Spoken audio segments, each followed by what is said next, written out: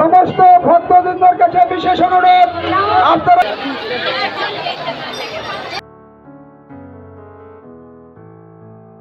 নমস্কার, আমি সুস্মিতা। আমার নতুন একটি ভ্লগে তোমাদের অনেক অনেক ওয়েলকাম। আর আজ যে দিনের ভ্লগটি শেয়ার করছি সেটা বেশ পুরনো। দিনটা ছিল লোকনাথ পুজো, 19শে জ্যৈষ্ঠ, বাবা লোকনাথের তিরোধান দিবস। আর এই দিনটাতে প্রতি বছর আমাদের বাড়িতে বাবা লোকনাথের পুজো হয়ে থাকে।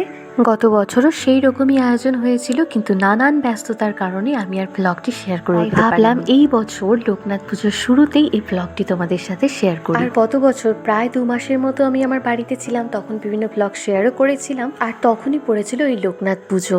এই পুজোটা নিয়ে অনেক রকম প্ল্যান থাকে। ভেবেছিলাম উপোস থেকে ঠাকুরের ভোগ নিজে হাতে বানিয়ে দেব, যেহেতু ঠাকুরের ভোগ রান্না করতে আমি ভীষণই ভালোবাসি, কিন্তু বিভিন্ন কারণে সেটা আর হয়ে ওঠেনি। আর রিদ্ধারও বয়স তখন 6 মাস ছিল। সকাল থেকে ওকে নিয়ে ব্যস্ত ছিলাম। আর এই ভিডিওগুলো তার জন্য আমি করে উঠতে পারিনি, করেছিল আমার বোন। এখন বাজে সকাল প্রায় 9:30 থেকে 10টার মতো। আমাদের পুরোহিত মশাই সময় দিয়েছিল সকাল 11টা। এরই মাঝে জোর কদমে চলছিল পুজোর প্রস্তুতি। হয়তো খিচুড়ি আর ঘাটি হয়েও গিয়েছিল, তখন হচ্ছিল লুচি ভাজা। যেহেতু এই লোকনাথ পুজোয় আমাদের অনেক রকমের ভোগ রান্না হয়, তাই বেশ সকাল থেকেই শুরু হয়েছিল রান্না বান্নার প্রস্তুতি। ভীষণই ইচ্ছে ছিল ঠাকুরের ভোগ রান্না করার, সেটা যেহেতু পারিনি, মনটা একটু একটু খারাপও হচ্ছিল। কিন্তু সমস্ত রকম ভোগ রান্নার দায়িত্ব নিয়েছিল আমার জেঠিমণি, তাই আর কোনো রকম অসুবিধে হয়নি। সবকিছু সময় মতো কমপ্লিটও হয়ে গিয়েছিল। চলো তোমাদের তাহলে দেখাই কি কি ভোগ আমাদের রান্না হয়েছিল। এই যেখানে রয়েছে কচু শাক, ঘাটি তরকারি, তার সাথে পায়েস, লুচি, চাটনি, 5 রকম ভাজা আর খিচুড়ি। আমাদের বাড়ির যে কোনো পুজোতে আমরা এই ভোগগুলোই রান্না করে থাকি। আমাদের বাড়িতে এই লোকনাথ পুজোটা প্রায় 10 বছর হয়ে গেল, হতে চলেছে। আমাদের বাড়ির একদম পাশেই রয়েছে বিশাল বড় লোকনাথ মন্দির, সেটা আমি পরে শেয়ার করব।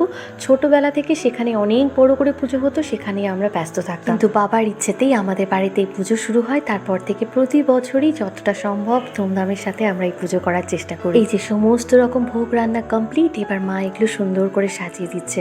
আর আমাদের বাড়িতে আগে যখন পুজো হতো কোনো রকম অন্নভোগ দেওয়া হতো না, এক কথায় বলতে পারো সেরকম কোনো সুযোগও ছিল না। তারপর আমারই ইচ্ছে হয়েছিল যে না, পুজোর পর আমরা যদি খিচুড়ি খেতে পারি তাহলে ঠাকুরকে কেন দেবো না। তারপর থেকেই প্রতি বছর ঠাকুরের পুজোতে এইভাবে খিচুড়ি, তরকারি, লুচি পাই, যতটুকু সামর্থ্য সেগুলো আমরা করে দেওয়ার চেষ্টা করি। তো এরই মাঝে আমাদের পুরোহিত মশাইও চলে এসেছে। আর আমাদের পুরোহিত মশাই কিন্তু একদম অন টাইম, 11টা বলেছে মানে উনি 11টাই এসে পৌঁছবেন। যাই হোক, এরই মাঝে আমাদের পুজোর সমস্ত রকম প্রস্তুতিও শেষ হয়েছে। আমার ইচ্ছে থাকলেও আমি সাজিয়ে দিতে পারিনি ঠাকুরের ঘর ভোগ, কিন্তু সব কিছু বেশ সুন্দর মতো সাজিয়ে আয়োজন হয়েছে। ব্রহ্মণ্যে জগতে সপ্রীতে উচ্চয়ো সপ্রীতে কর্মদায়িনে আতে সূর্যায় নমো নমো।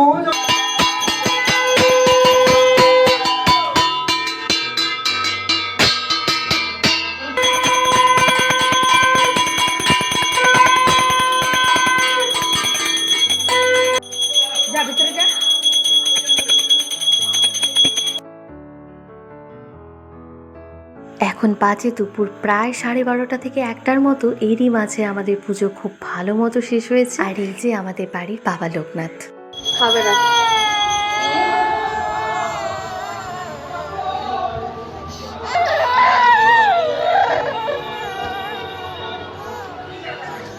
রিদ্ধার তখন বয়স 6 মাসের মতো ছিল। আর খাওয়া নিয়েও এত বিরক্ত করতো। ওর এই ভিডিওটা দেখে আবার সেই পুরোনো দিনগুলোর কথা মনে পড়ে যাচ্ছে। মানে সারাদিন চেষ্টা করে ওকে আমি একটু খাওয়াতে পারিনি। তো এখন শুরু হয়েছে আমাদের খিচুড়ি রান্না। প্রথমটা বাবা আর আমি দুজনে মিলেই বসিয়েছি। আর ওই দিন যেহেতু ভীষণই গরম ছিল, এই জায়গাটা বেশ ঠান্ডা ঠান্ডা ছিল, তার মধ্যে শেড দেওয়া, তাই ভেবেছিলাম খিচুড়িটা এখানেই রান্না হোক। কিন্তু এরই মাঝে মাটিটা নরম থাকায় আমাদের কড়াইটা উল্টে গিয়েছিল, আর পুরো খিচুড়িটা আমার বাবার পায়ে পড়েছিল। কিন্তু ভগবানের আশীর্বাদে সেরকম কোনো দুর্ঘটনাই ঘটেনি, কোনো অসুবিধে হয়নি। প্রায় 1 কড়াই খিচুড়ি আমাদের নষ্ট হয়ে গিয়েছিল। যাই হোক, তারপরে জায়গাটা চেঞ্জ করে অন্য জায়গায় খিচুড়ি বসানো হয়। তো প্রথমে 1 কড়াই খিচুড়ি হয়ে গিয়েছে, এখন রান্না হচ্ছে ঘাটি তরকারি। প্রতি বছর এই লোকনাথ পুজোর দিনটাতে এত গরম পড়ে, তার মধ্যে সকাল থেকে রিদ্ধার খাওয়ানো নিয়ে এতটা বিরক্ত হয়েছিলাম যে কিছুই আর ভালো লাগছিল না। সবকিছু যে ভিডিও করে ভ্লগটা তোমাদের সাথে শেয়ার করব সেটাও আর হয়ে উঠছিল না। তো যাই হোক, ওইদিকে খিচুড়ি তরকারি হয়ে এসেছে, আর এইদিকে ঘরের মধ্যে হচ্ছিল চাটনি। আর যেহেতু অনেকটাই বেলা হয়ে গিয়েছিল, অনেকে খেতেও বসে গিয়েছে। এই যে এখানে আমার মাসি, আর তার পাশে রয়েছে আমার দিদুন। খাও খাও খাও, অল্প খাও, অল্প অল্প অল্প অল্প অল্প অল্প অল্প খাও। তো এই যে তাই তাই তাই 1 2 3 ঘরটার মাথা আগেই বললাম ওই দিনটা ছিল বিভৎস গরম, কেউই আর ঘরের বাইরে বেরোতে পারছিলাম না এসি ছেড়ে। আর রিদ্ধাকে সবাই মিলে চেষ্টা করেও একটুও খাওয়াতে পারিনি। অবশেষে বাধ্য হয়ে ওকে ছেড়ে দিয়ে আমি নিজেই খেতে বসে গিয়েছিলাম পুজোর ভোগ নিয়ে। এখন দুপুর গড়িয়ে প্রায় বিকাল হতে চলেছে, আর আমাদের খিচুড়ি আরেক কড়াই বসেও গিয়েছে। এরই মাঝে আমরা রেডি হয়ে নিয়েছি। আগেই বললাম আমাদের বাড়ির পাশেই রয়েছে বিশাল বড় লোকনাথ মন্দির, আর এই বছর ছিল সেখানে নতুন লোকনাথ মন্দিরের শুভ উদ্বোধন। তাই ভাবলাম সেখান থেকে সবাই মিলে একবার ঘুরে আসি। আমার বাড়ির জানলা থেকেই দেখা যাচ্ছে মেলা, দেখাই একবার কি পরিমাণ ভিড়। পুরো রাস্তাটা ভিড়, পুরো রাস্তাটা। আমি রেডি, আর এই যে আমার দিদু। আগের ভিডিওটি দেখে নিশ্চয়ই বুঝতে পেরেছো যে কতটা ভিড় এখানে। যাই হোক, ভিড় সামলে কোনো রকমে আমরা বেরিয়ে পড়েছি, আর দূর থেকেই সেই নতুন মন্দিরের চূড়াটা দেখা যাচ্ছে। দেখো কি অসম্ভব সুন্দর লাগছে।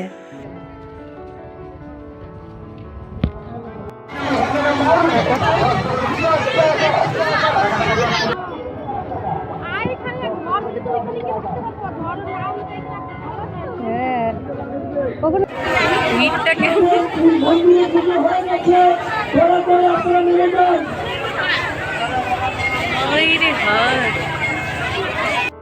এই ভিড় সামলে গরমের মধ্যে কোনো রকমে আমরা মন্দিরের পাশে ঢুকতে পেরেছি একটা ছোট জায়গা দেখে।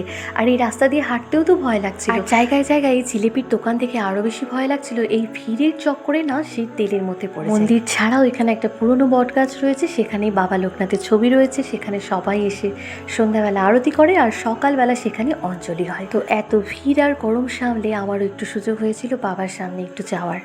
হয়তো না দেখলে বিশ্বাস করবে না এখানে ঠিক কতটা ভিড় রয়েছে, যারা তোমাদের একবার দেখাই।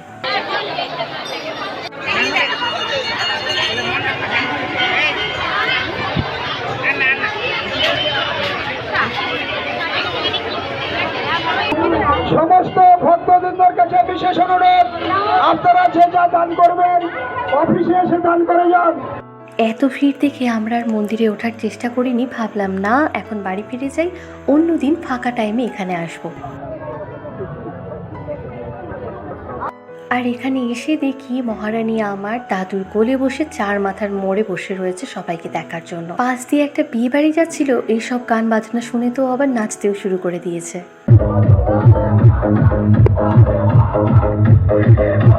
দেখো কি সুন্দর চুপচাপ দাদাইয়ের কোলে বসে উনি সব কিছু পর্যবেক্ষণ করছেন।